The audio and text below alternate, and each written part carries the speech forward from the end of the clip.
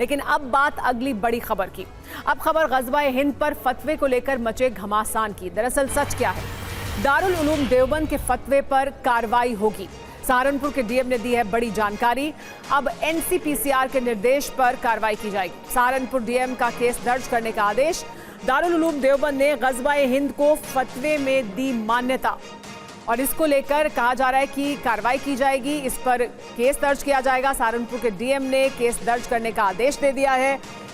अब एनसीपीसीआर के निर्देश पर कार्रवाई की जाएगी, ये जानकारी मिल रही है।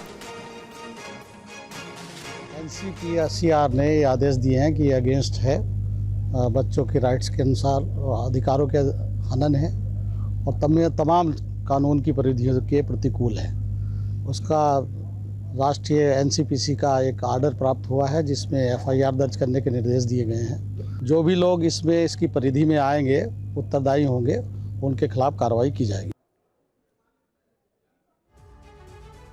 सहारनपुर के डीएम के आदेश के बाद दारुल उलूम देवबंद घिर गया है। अब देश की सबसे बड़ी इस्लामिक संस्था ग़ज़वा-ए हिंद को मान्यता देने वाले फतवे पर मुश्किल में है। इस्लामिक संस्था ने अपनी वेबसाइट के जरिए ये फतवा दिया है जिसमें ग़ज़वा-ए हिंद को इस्लाम के नजरिए से वैध ठहराया गया है। इस पर एक्शन लेते हुए राष्ट्रीय बाल संरक्षण आयोग एनसीपीसीआर ने इस फतवे को देश विरोधी बताया है। इस मामले में हमारे संवाददाता एनसीपीसीआर के अध्यक्ष प्रियांक कानूनगो से बातचीत उन्होंने की। क्या कहा है प्रियांक कानूनगो ने, आप भी सुनिए।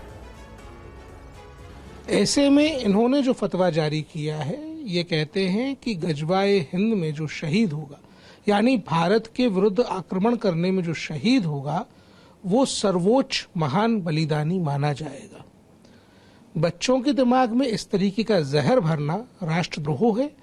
आयोग ने एसएसपी और डीएम को सहारनपुर के निर्देशित किया है कि दारुल उलूम देवबंद के खिलाफ राष्ट्रद्रोह और अन्य धारा जो आवश्यक है उनमें मुकदमा दर्ज करें।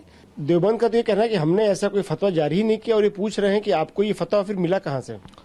दारुल उलूम देवबंद की जो वेबसाइट है उस पर ये फतवा है, उर्दू में है, हमने ट्रांसलेट करवाया है। वो क्या समझते हैं कि अगर उर्दू में कोई फतवा डालेंगे तो सरकार की एजेंसी उसको पढ़ नहीं पाएंगी। उर्दू में है, उसको हमने ट्रांसलेट करवाया है और ट्रांसलेट करवा कर नोटिस जारी किया है। नोटिस के साथ हमने उर्दू की ओरिजिनल लिंक और अंग्रेजी का तर्जुमा भी भेजा हुआ है। और आइए अब आपको बताएं कि ग़ज़वा-ए हिंद का मतलब क्या है। क्या है ग़ज़वा-ए हिंद, ये जानना जरूरी है। ग़ज़वा एक अरबी शब्द है जिसे ग़ज़वात भी कहा जाता है। हिंदी में इसका मतलब होता है युद्ध। इसमें हिंद का मतलब हिंदुस्तान से है। इस तरह ग़ज़वा-ए हिंद का हिंदी में मतलब होता है हिंदुस्तान के खिलाफ युद्ध की शुरुआत, जिसका मकसद है इस्लाम का विस्तार करना। और बात अगली खबर की। हिंसा के बाद हल्द्वानी में नोट बांटे जाने का वीडियो वायरल हुआ है। हैदराबाद से आए सलमान ने हल्द्वानी में नोटों की गड्डियां बांटी। पुलिस ने सलमान को हिरासत में लेकर पूछताछ की और उसके बाद उसे छोड़ दिया गया।